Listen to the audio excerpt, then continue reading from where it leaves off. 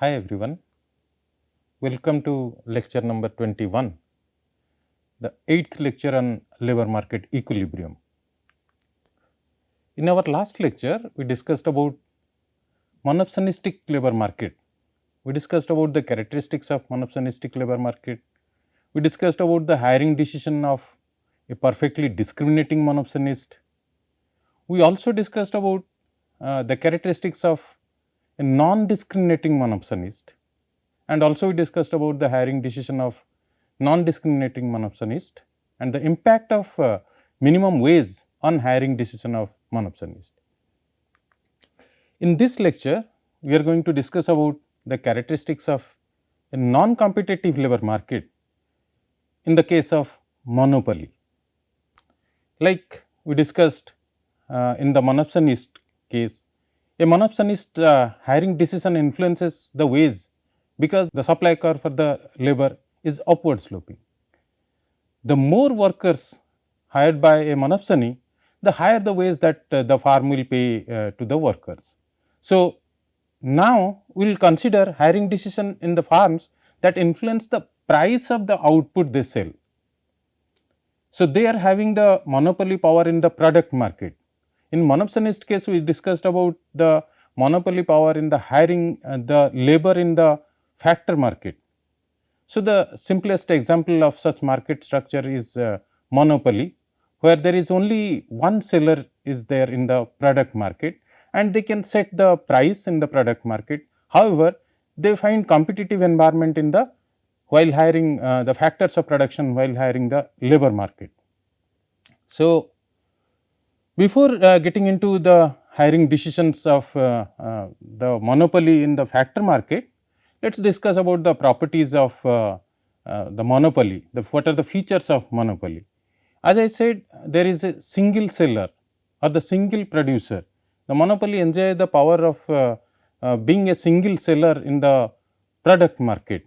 So, in a monopoly, there is only one seller or producer that dominates the entire market, the entire product market. This firm controls the supply of goods and services it produces and has significant market power. Further, the key feature of the monopoly is the unique product or services. Monopoly provides some unique services or unique product features, so that no one can come close to find some substitute in the product market. So, consumers have no alternative options if they want to purchase that specific goods and services. Therefore, because of this uniqueness, product differentiation, certain specific features about the product create some monopoly in the product market. Then another feature is barriers to entry. Unlike competitive market, there is a free entry and free exit to the market. In case of monopoly, there are certain barriers to enter into the market, and monopolies maintain their market dominance through these barriers to entry, which prevents significantly hinder for the new firms from entering the market and competing with this existing monopoly. So, these barriers can include legal restrictions, economies of scale, control over essential resources or technology. Sometimes it is patent which leads to monopoly, and sometimes it is high initial investment which are required to create certain business houses. So, these are because of these reasons the monopoly exists in the product market. Another feature is that being a single seller, having some uniqueness about the product and creating some barrier to the entry, the monopoly is the price setter. He sets the price, he is the price maker. So, as the sole seller in the market, a monopoly has the power to set the prices for its products or services. Unlike in competitive market, where the prices are determined by the demand and supply forces at the market, in case of monopoly, he can set the prices to maximize its profit, and often it leads to higher price compared to a competitive market. Further, being a price setter in the market, monopoly enjoys some market power, and this market power is quite significantly high in case of a monopoly. So, monopolies possess significant market power, which means they can influence the market outcomes. They can influence the market outcomes in terms of price, in terms of output, and without facing any significant competition. So, this market power allows monopolies to earn economic profits in the long run. Another feature is non-price competition. Non-price competition is that while monopolies have control over prices, they may also engage in non-price competition to maintain their market dominance. This can also include like advertising, product differentiation, other strategies that aim at creating brand loyalty and reducing the appeal of potential substitutes. So, they are the price setter, they have complete dominance over the price. This complete dominance over price may also lead to some non-price competition. Another feature is that there are limited consumer choices. So, due to lack of competition, consumers in a monopoly market have limited choices and may face higher prices and low quality compared to what they might have experienced in a competitive market with multiple sellers. So, these are the features of monopoly market, and overall monopolies represent a market structure which is characterized by a single dominant firm with significant market power, which can lead to less efficient outcomes, reduce customers' welfare, and potential concern about the fairness and equity in the economy. Therefore, the governments often regulate monopolies to prevent abuse of this market power and protect consumers' interests. Now, let us try to understand having these features how the price and the output is decided by the monopolist. If you look at the monopoly being a price setter, he can set the price. So, to expand his production, to expand his sales, he can lower the price. Now, when he is lowering the price, he has to lower the price for all the consumers available in the market. In that case, we find a demand and supply relationship, the price and the quantity demanded, they are having an inverse relationship. If the monopoly wants to sell more output, then he has to reduce the price level.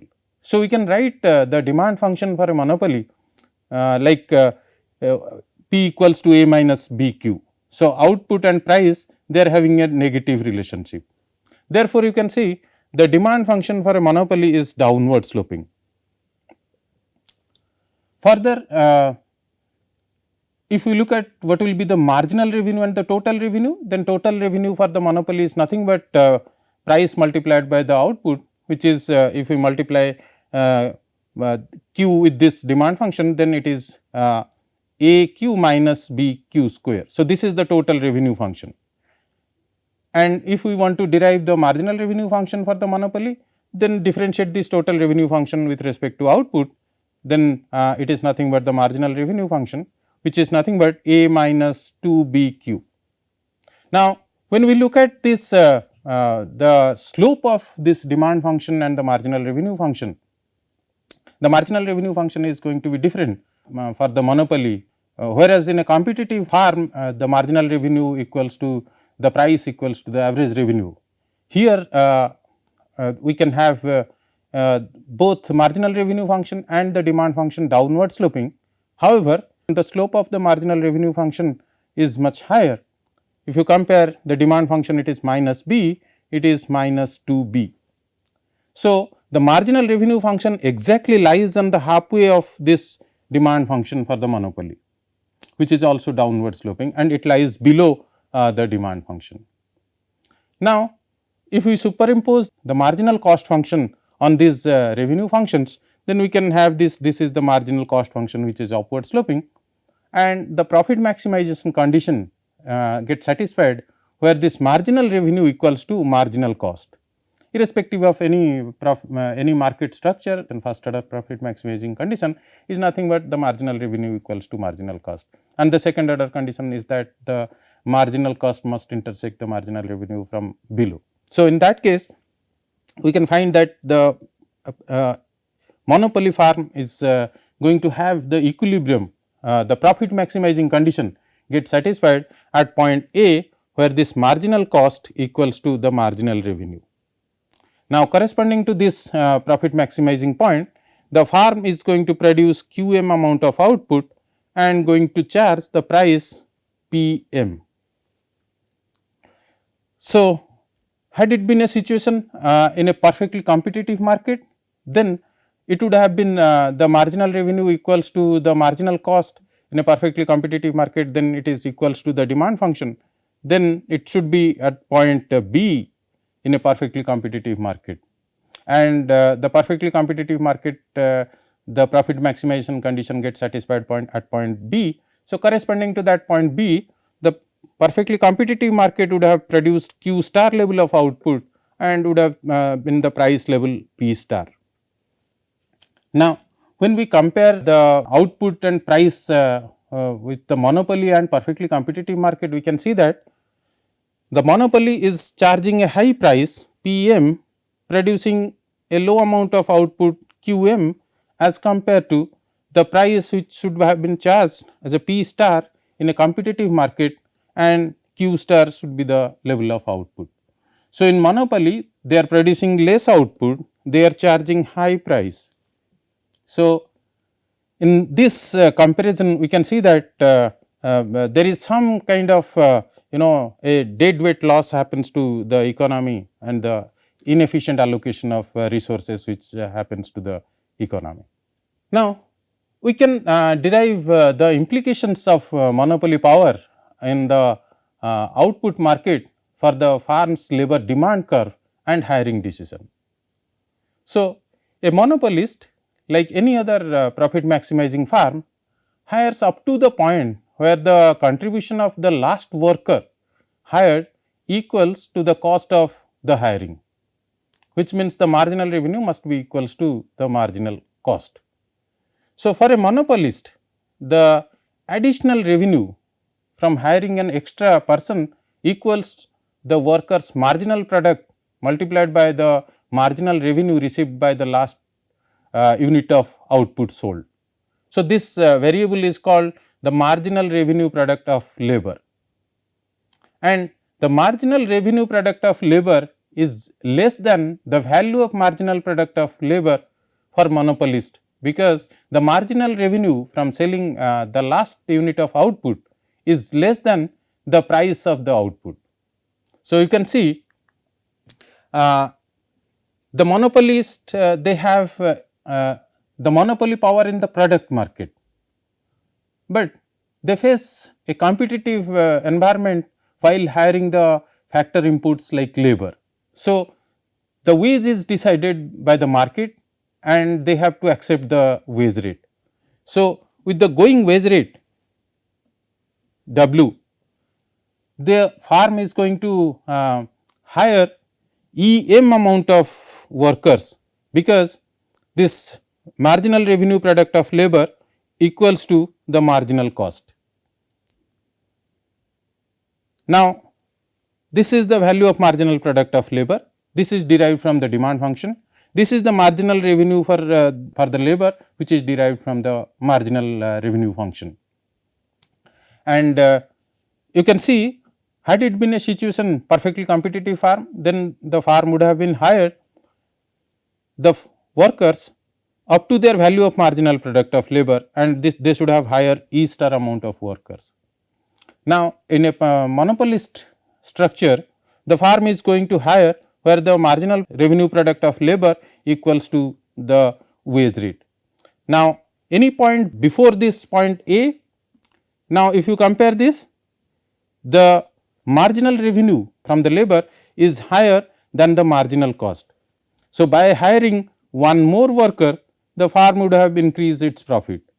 So, therefore, the farm will keep on hiring up to point A or hiring up to EM amount of worker.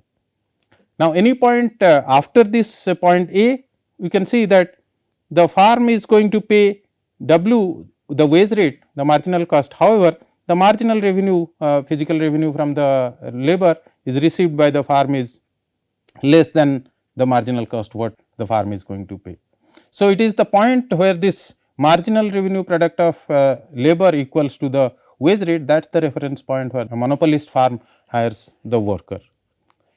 And when we compare with the perfectly competitive farm, definitely it is hiring less workers as compared perfectly competitive farm.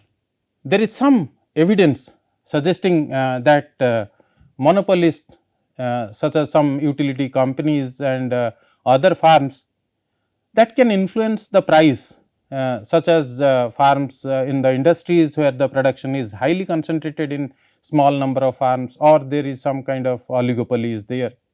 So, in those cases they pay higher wages as compared to the competitive wage rate. But do monopolies pay higher wages? Then the economists have long suspected that product market monopolies pay wages that are higher than what competitive market would pay. Monopolies are often regulated by government to prevent them from exploiting their status and earning monopoly profits, but they are allowed to pass on along to these consumers the increased cost.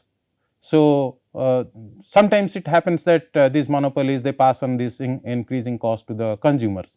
Therefore, while unable to maximize profit, the managers of a monopoly can enhance their utility by paying higher wages and passing the cost along to the consumers in the form of higher price. This can happen. So, the ability to pay high wages makes a manager's life more pleasant by making it possible to hire people who might be more attractive or personable or have other characteristics managers they find desirable. So, the evidence on the monopoly ways however is not very clear as yet. Some studies suggest that farms in industries with relative new sellers do pay higher wages than the competitive farm for the workers with the same education and experience. There are some other studies on this regulated monopolies. There is some mixed result that whether the wage tends to be higher for comparable workers in these industries. So, the implications of a product market monopoly where there is only one seller dominating a particular market on labor can be significant and multifaceted. We can conclude that there is some employment effect. In a product market monopoly, the monopolists have considerable market power which allow them to influence the employment level in related industries. So, if monopoly leads to increased demand for its products or services, it may also lead to increase in the demand for labor in the industries that supply inputs to the monopolist. So, such as raw materials or specialized services, there is some. So, there is some employment effect is there in the labor market. There is some wage effect. The impact of wages can vary depending on the nature of the monopoly and the elasticity of labor demand. So, in some cases a product market monopoly may lead to higher wages for the workers in the industries that supply inputs to the monopolist due to increased demand. However, in some other cases the monopolist may have the power to suppress the wages for the workers in the industry that rely heavily on the monopoly for the employment, as the lack of competition limits the workers bargaining power.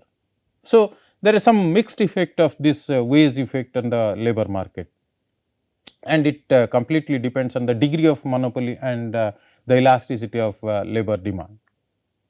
Further, a monopoly can affect the labor market structure. A product market monopoly can influence the structure of the labor market by affecting the distribution of employment across the industries.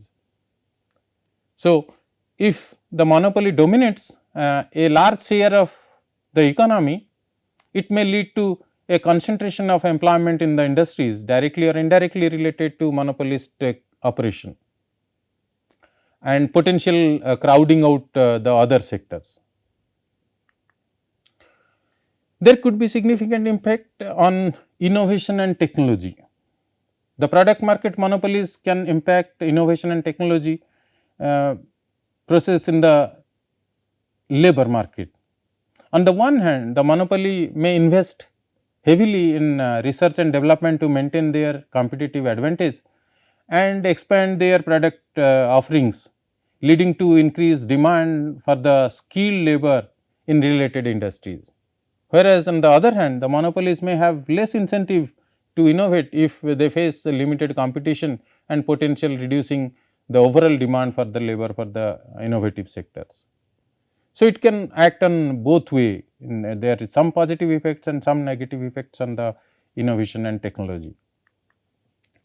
Further, the presence of a product market monopoly may lead to some income inequality by concentrating wealth and economic power in the hands of the monopolist and its shareholders. So, this can lead to disparities in the income and wealth distribution in the economy, as well as it reduces the economic mobility for the workers in the industries which dominated by the monopoly. Further, the role of government in the case of monopolies, while recognizing the potential negative impacts of the product market monopolies on the labor market and the overall economic welfare, governments may intervene through the regulations like antitrust regulations, price controls, or other measures to promote competition and protect consumers' interest particularly. So, these interventions aim to prevent abuse of market power and ensures fair pricing and promote economic efficiency in the economy at aggregate. Overall, if we see the implications of a product market monopoly on the labor market, it is very complex and depends on various factors such as nature of monopoly, elasticity of demand for labor, and the government policies aimed at the regulating the markets and protecting workers' right. So, all these things are there when we talk about a product market monopoly. In our next lecture, we will discuss about the impact of human capital on labor market. Thank you.